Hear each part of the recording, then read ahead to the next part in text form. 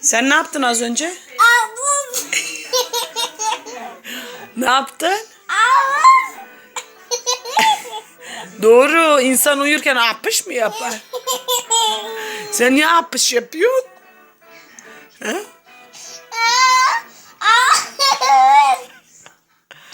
Apış yaptın. Nasıl yaptın? Abuz. Nasıl uyuyorsun? Uyu bakayım.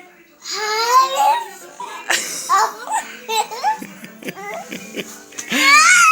Hayır uyu. Numara yap. Numara hadi. Numaradan uyu.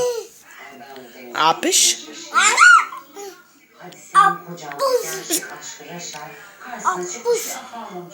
O nasıl uyuma?